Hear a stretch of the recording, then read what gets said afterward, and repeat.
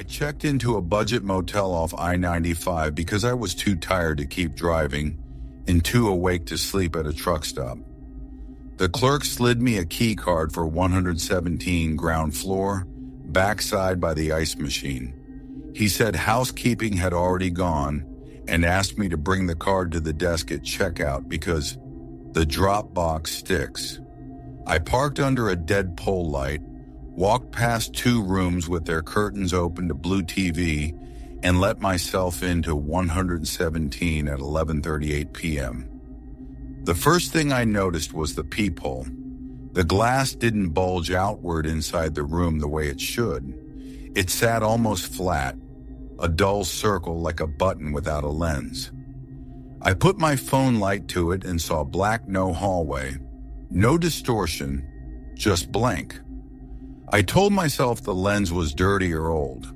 I slid the deadbolt, put the swing latch across, and set my bag on the small dresser that pretended to be a desk.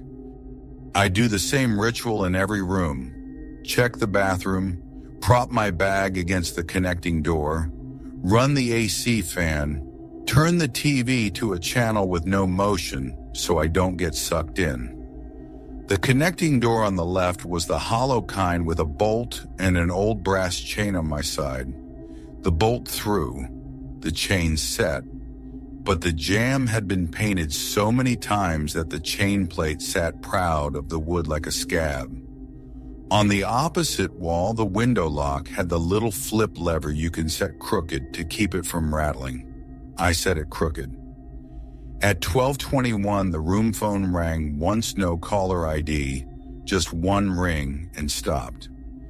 I hate that more than a full call.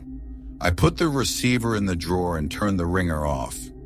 10 minutes later, 2 knuckles tapped the door polite, the way room service taps, and a man's voice said, "Maintenance, lock check."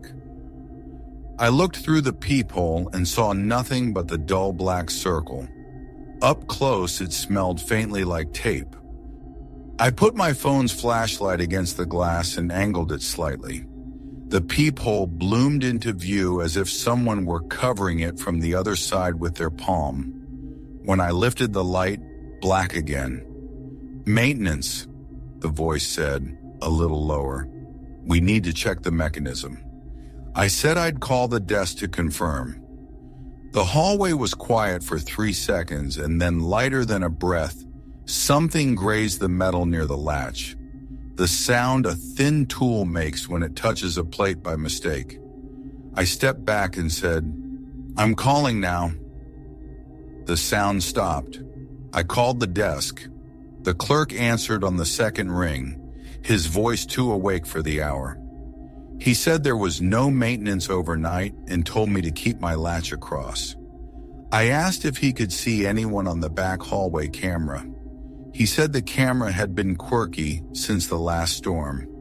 When I hung up, something slid under the door, a small triangle of folded cash. I've seen them before in city bars.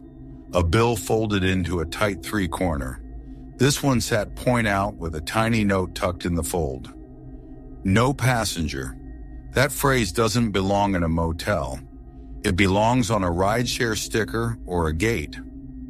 I nudged the triangle back with the sole of my shoe and said loudly that I was calling police. No one answered. Somewhere in the building, an ice machine coughed. I pulled the desk chair to the door, not to block it, but to give my brain the prop it wanted. Then I examined the peephole in the light. Around the brass collar, a faint crescent of clearer paint showed where something had been unscrewed and put back. On the inside glass, a hairline scratch ran from center to rim, exactly the kind a small camera lens or screwdriver might leave if someone forced it wrong. I took a photo with my phone, which made me feel both stupid and steadier.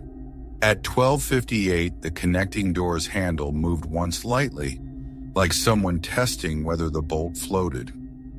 A second later, the handle moved again at the tiniest angle that makes the mechanism click without fully turning.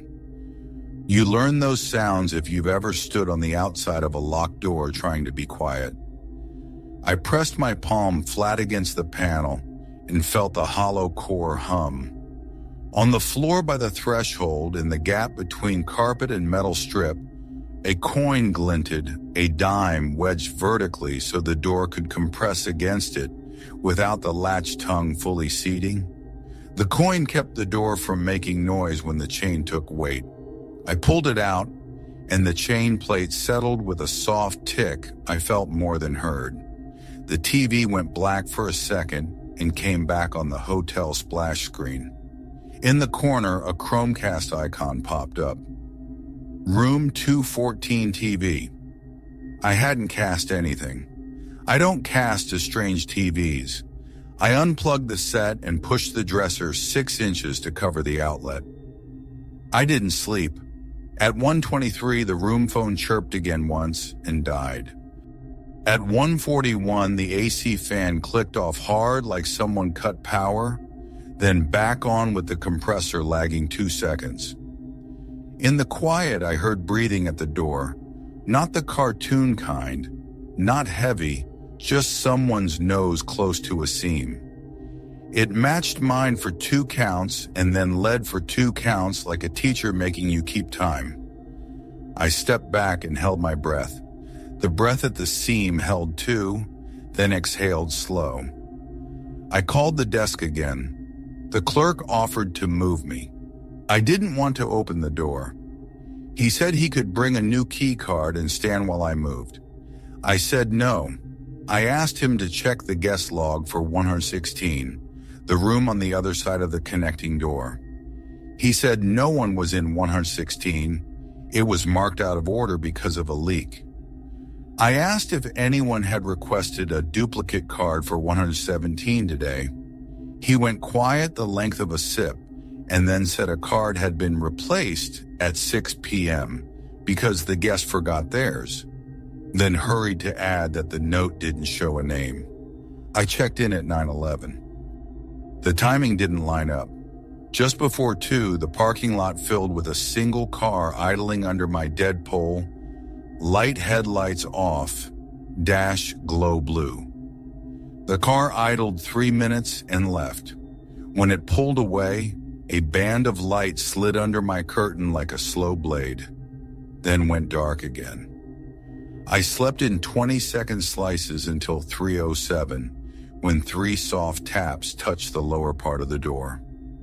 After the 3rd tap, something rasped along the edge, a card or nylon, the sound you get when you bully past the door tongue without fully throwing the bolt.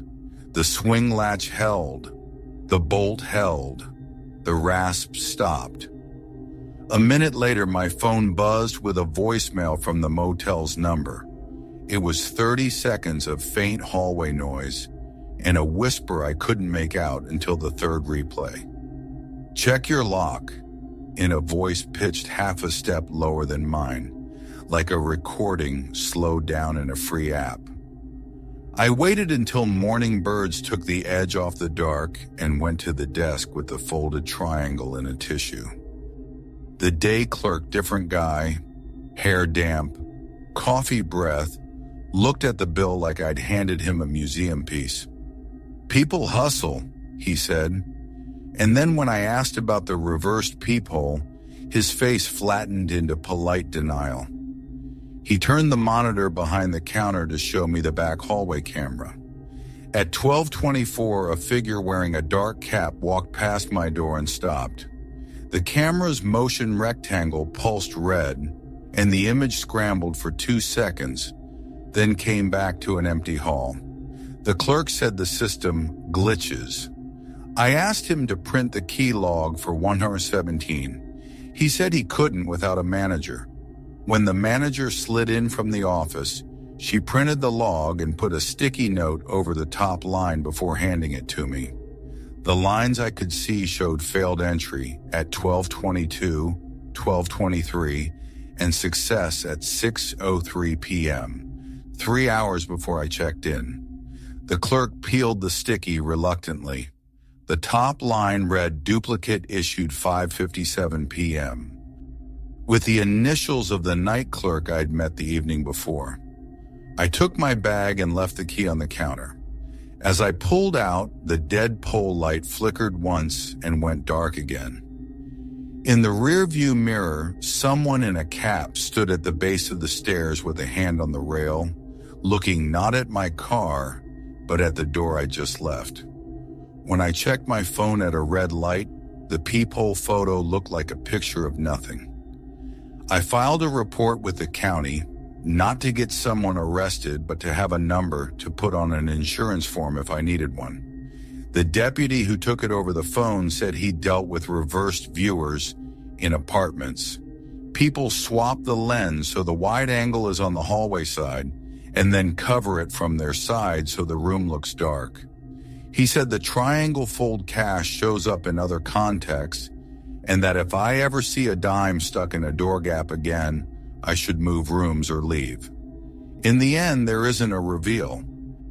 There's a peephole that looked wrong, a chain plate with a mark where a second cup might have been fed, a card rasping a latch it shouldn't reach, a folded bill with 2 words that made no sense for a hotel, and a log that says success at a time I wasn't there. The rest is breathing through a seam and the decision to sleep in a different county the next night.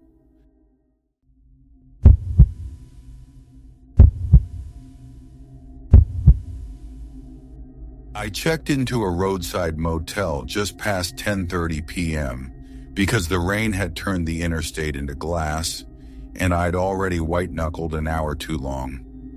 It was one of those chains that refreshed during the pandemic vinyl floors, keypad locks on the doors instead of cards, a sign about contactless entry. The clerk texted me a 4-digit code and said, "You can change it inside if you want.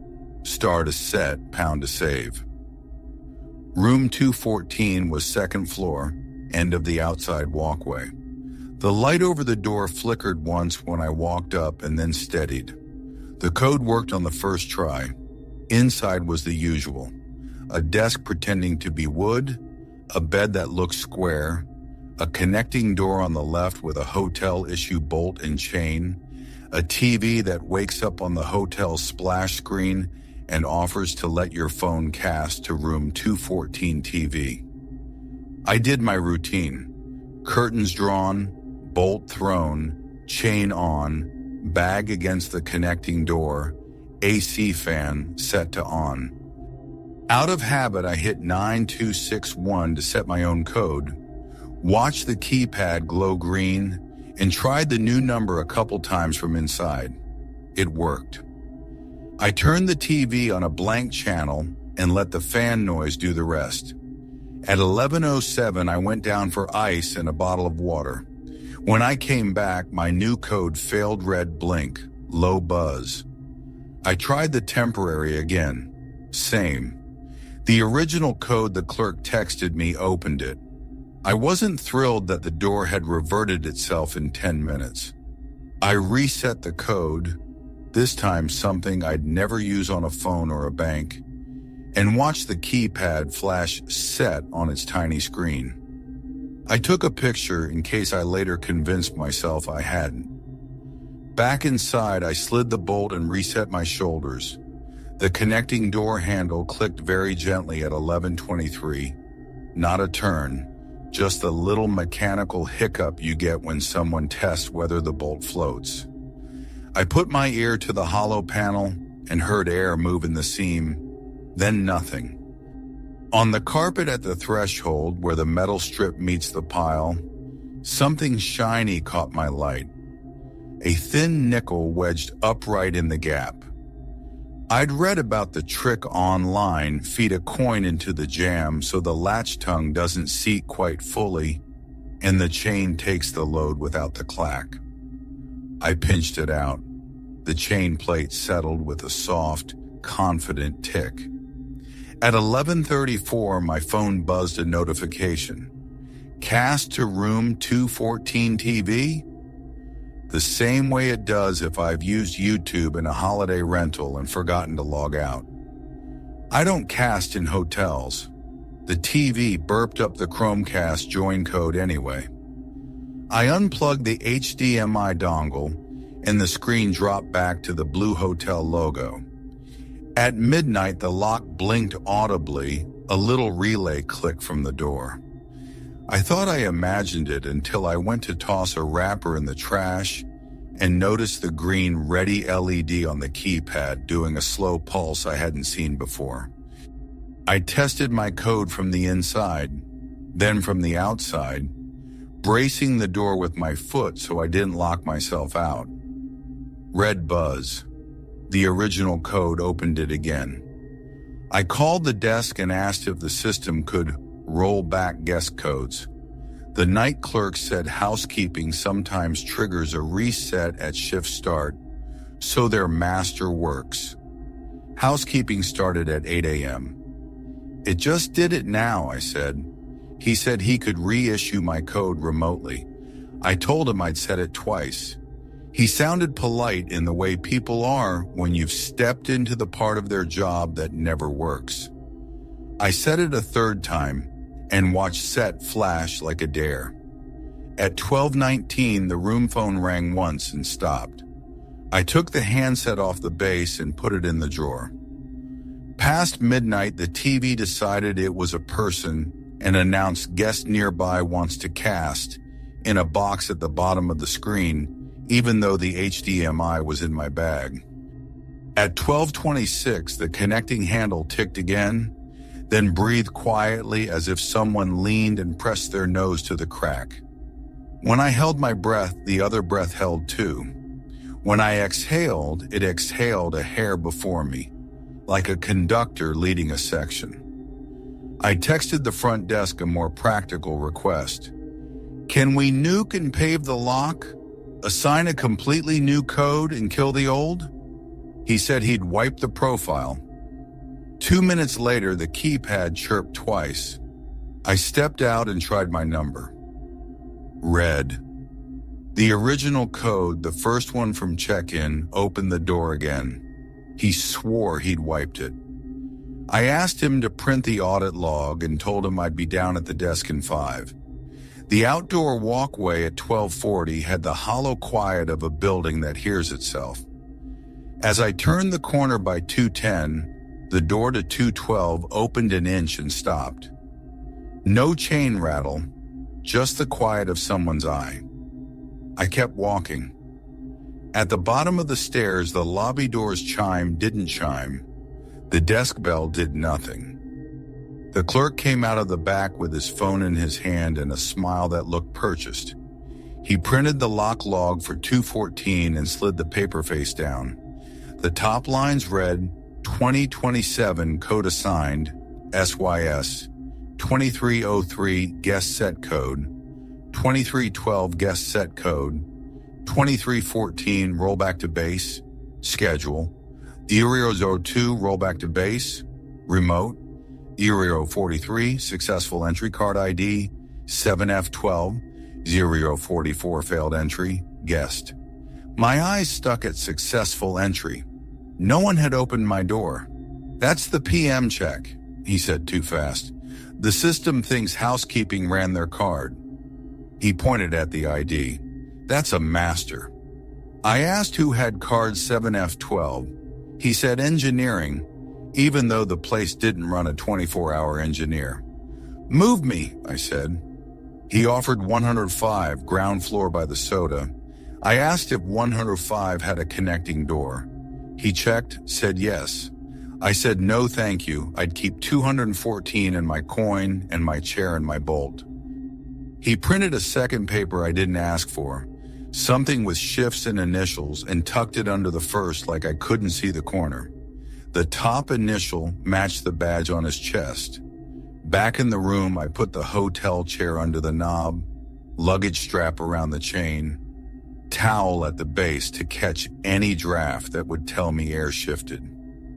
At 0057, a message popped up on my phone. A YouTube watch party invite to Living Room TV. Not a name I'd ever used. I switched Wi-Fi off.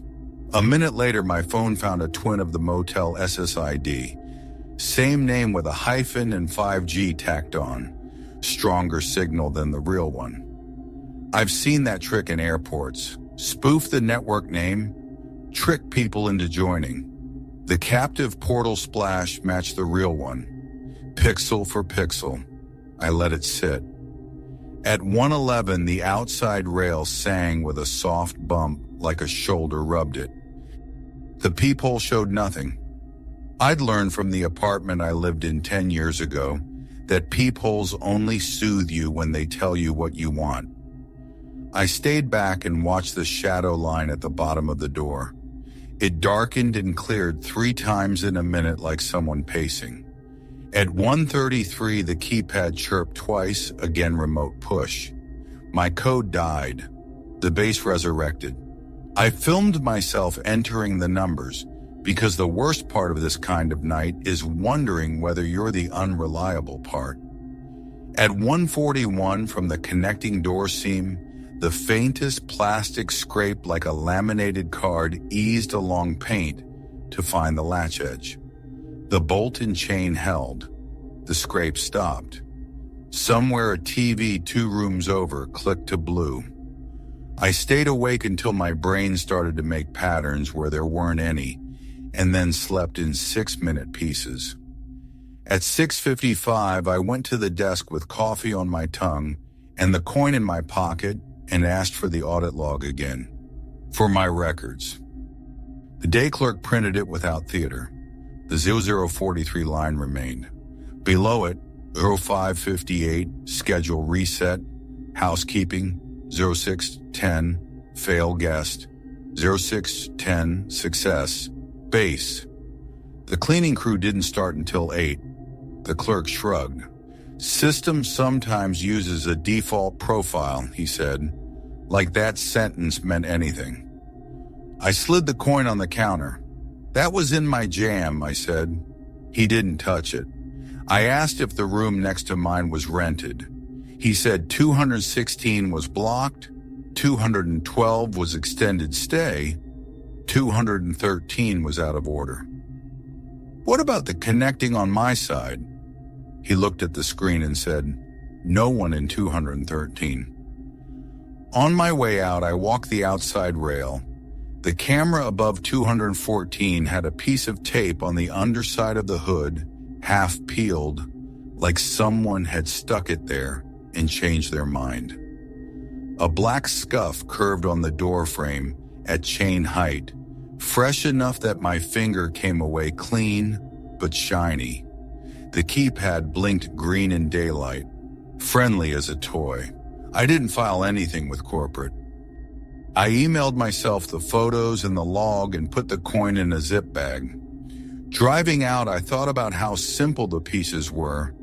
A lock that preferred its first code, a system that let a phantom housekeeping succeed at 12:43 a.m., a Chromecast that invited a stranger's phone, a Wi-Fi twin that asked me to join, a card's whisper along paint, a coin so a chain won't talk. Nothing you can arrest in a sentence. Enough to make me pick the next place with interior corridors and no connecting doors and a front desk that doesn't say, we can skip the formalities when the formalities are what keep the door shut.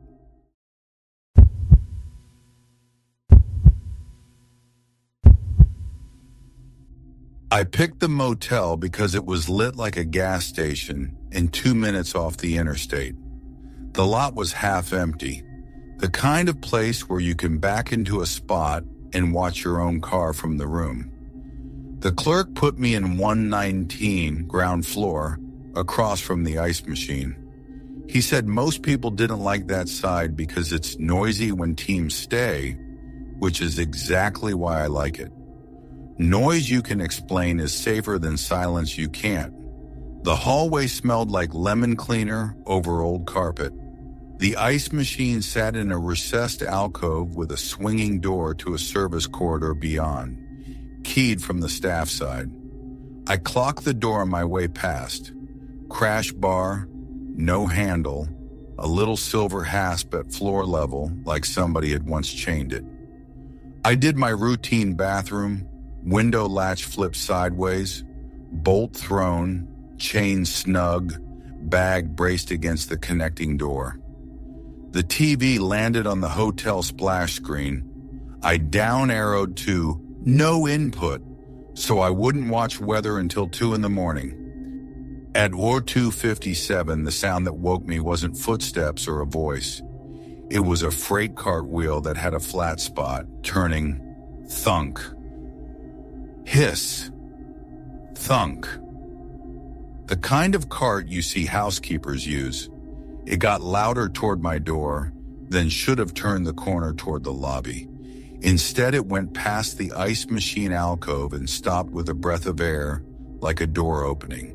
Then the wheel sound slid into the service corridor, where no cart should be after hours. I got out of bed, stood behind the peephole, then remembered the last time a peephole tried to reassure me. From the crack under the door, the light in the hall pulsed once, someone blocking it, then cleared.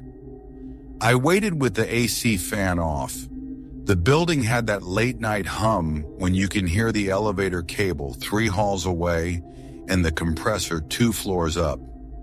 2 minutes later, metal kissed metal at floor level on the service door.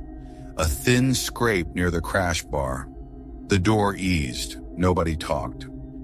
The ice machine coughed its dying air sound just once. I lifted the chain and set it back down quiet. Then I went barefoot across the carpet and pressed my ear to the connecting door. Inside the hollow, I heard the faint plasticky tick of a cheap battery timer. 2 seconds on, 2 off. 30 ticks, a pause, then 30 more. At 03:05, the cart did 2 short moves. You know it when you hear it, then stopped dead right outside my door. Knuckles tapped twice, polite. A man's voice said, "Maintenance. Water leak near ice machine. We need to check your bathroom." He sounded like guys sound when they've practiced calm in a mirror half-pitch lower than normal. I said I'd call the desk. Silence. Then the crash bar on the service door clicked again and released very slowly, as if someone used their forearm. I called the front desk. Night clerk answered too fast. I said I had maintenance at my door. He said there is no overnight maintenance and that he was alone at the desk. He offered to come down and stand in the hall while I opened. He said it like an apology. When I hung up, something under the door whispered paper on carpet and came to rest against the threshold. I slid it back with my shoe. It was the plastic "Do Not Disturb" tag from my door, folded backward into itself to make a stiff little wedge. On the tab, someone had written 119 in ballpoint, then scratched it out and written 117. My tag had read 119 when I checked in. I put the chair under the knob knot to keep the door shut so much as to feel like I'd done something, and turned the TV volume to 1, just so there was a human noise in the room. In the TV's reflection, I saw the ice machine alcove and the dark rectangle of the service door. 2 shadows crossed the rectangle a second apart, low and quick like someone stepping back from the crack. The air shifted at my feet. I looked down and saw a wooden shimmer slice of stained pine, like cabinet guys used jammed under the room door from the hall. Whoever pushed it had done it gently enough not to tap the metal. The shim would keep the door tight against the frame, but floating on the latch, so if the chain caught, there'd be no rattle. I hooked it with my fingers and pulled. The wood was warm. I called the desk again and asked if any cameras covered the ice machine. He said there was one for show and that it recorded locally to a box under the counter they never checked unless something happened. I told him something was happening. He said he'd start walking down and that if I heard him, to say his name before opening. I told him I wouldn't be opening. At 03:12, something rolled down the carpet past my door and stopped under the ice machine chute. Not a bottle, not a can. The sound was too soft. 20 seconds later, the machine cycled and dumped ice into its own bin, the way it does at night to keep from freezing. After the dump, the sound a person makes when they set a plastic tub down and angle it to catch a spill. I had the stupid thought that somebody really did have a leak until the timer tick in the connecting door lined up with the ice machine's compressor lag, as if someone were listening to the same noises I was and matching them. The desk clerk's footsteps came juvenile, too fast for sincere calm. He knocked, said his name, said he was alone. I looked through the peephole and saw him framed in the hall's yellowed tube light, hands visible. I opened the door as far as the chain. Over his shoulder, the service door sat just barely not flush with the jamb, a hairline of black showing. He said he'd walk me if I wanted to change rooms. I asked him to stand by the service door and put his hand on it. He did.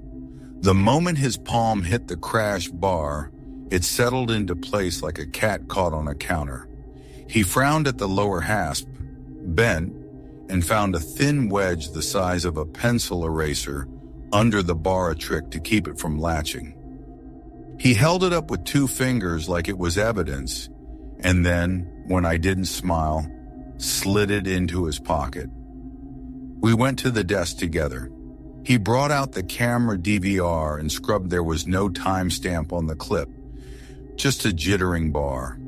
The lens that should have seen the alcove had a soft blur low and left, as if someone had wiped it with a thumb and left wax.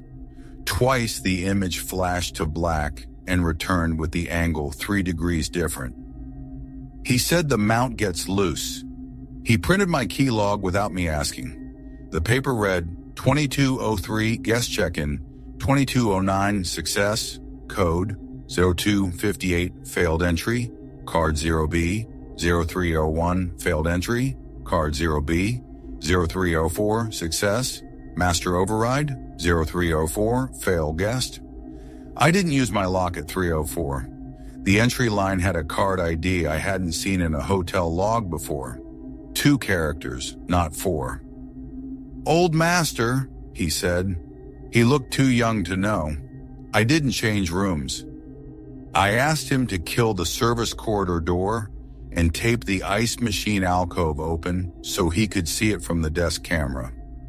He nodded like he would and then didn't move for 6 seconds, like his brain had to catch up with what his body had promised. Back in 119, I set the chair again, put a towel under the door, and laid down fully dressed. At 03:31, 2 shadows crossed the light seam under the door left to right, then right to left, then stood. The timer ticked behind the connecting door stopped for the first time. I held my breath.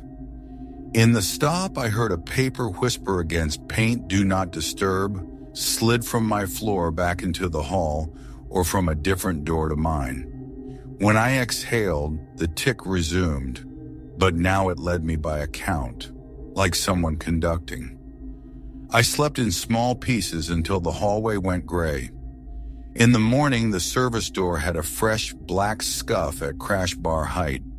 The ice machine alcove smelled like wet paper.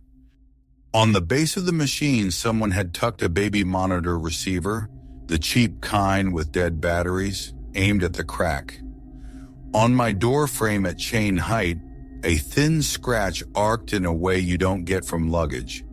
On the floor by the threshold, a wood shim with a crescent of grime where fingers had pushed it. At the desk, the day manager had a different posture. Arms folded high, chin set. He said night staff overreacted, that the service corridor was drywall only, that the camera catches artifacts. I asked for the log again. He hesitated an unflattering amount of time, then printed it with the 0304 line missing. I held up the first sheet. He said sometimes the printer cues old jobs. I asked for a police report number. He said I could call later when the city officer does rounds. I left the do not disturb tag on the counter and kept the shim. On my way out, I walked the exterior of the building where the service corridor would spill if it had an exit. A metal door with no handle looked at a sloped patch of weeds, paint flaking around the frame where a latch had met metal thousands of times. In the dirt, 2 sets of shoe prints, 1 heavy boot, 1 flat sneaker, ending where the concrete lip started, because concrete doesn't keep your secrets. I don't have a climax for you. What I have is a wheel with a flat spot at 3 a.m., a service door that opens for people it shouldn't, a tag that moves room to room, a timer that keeps time with your breath, and a log line that exists until it doesn't. The rest is sleeping one more exit down the interstate and picking the kind of place where the ice machine lives inside the lobby, and the only cart you hear is the one you watch.